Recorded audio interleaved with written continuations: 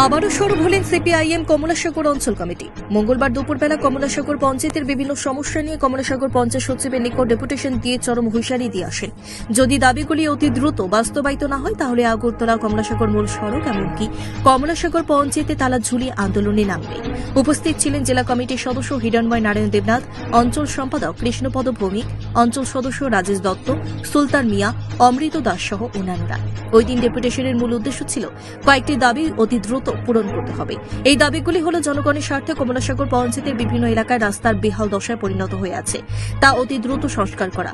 কমলাসাগর পঞ্চায়েত এলাকায় তারকাটা বেড়ার ওই পাড়ে ভারত সীমান্তে একটি শ্মশানঘাট রয়েছে। সেই শ্মশানঘাটে কারো মৃত্যু হলে বিএসএফ এর অনুমতি নিতে গেলে অনেক হয়রানির শিকার হতে হয়, যার পরিপ্রেক্ষিতে এই পাড়ে একটি শ্মশানঘাটের ব্যবস্থা করতে হবে।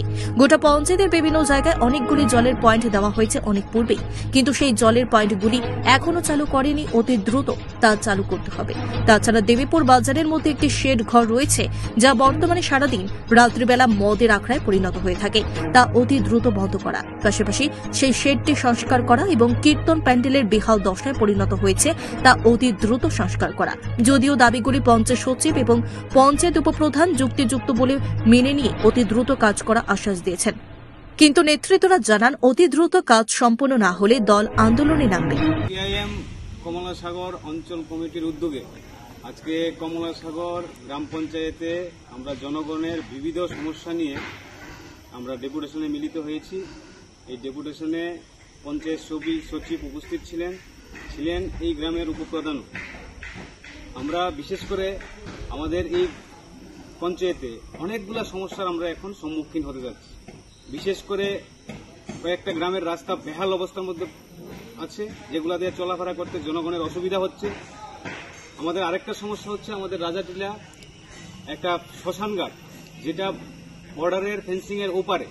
ওইখানে এলাকার জনগণ যখন কোনো ব্যক্তি মারা যায়, যখন তারা ওই শ্মশানে যায়, তখন বিএসএফ এর বাধার সম্মুখীন হতে হয় বা অনেকক্ষণ হয়রানির শিকার হয়ে পর ওই বর্ডার ফেন্সিং এর ভিতরে যেতে হয়। আমরা বলছি যে এখান থেকে এই পারে আমাদের একটা শ্মশানঘাট নির্মাণ করা।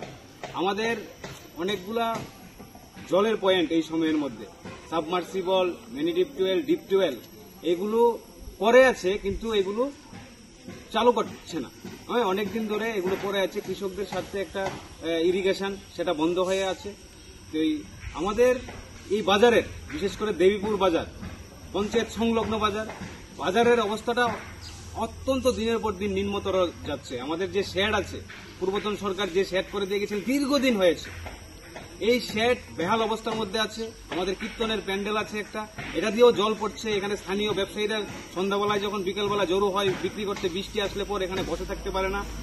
এইগুলা সংস্কার করা, এই সবগুলো মিলিয়ে আমরা যখন পঞ্চায়েত সচিবের নিকট মিলিত হলাম, উনি ইতিবাচক দৃষ্টিভঙ্গি নিয়ে আমাদের এই দাবি গ্রহণ করেছেন এবং বলেছেন যে ওনার সাধ্যমতে ঊর্ধ্বতন কর্তৃপক্ষের সাথে আলোচনা করে এগুলো যথাযথ সমস্যাগুলো সমাধান করার জন্য উদ্যোগ গ্রহণ করব।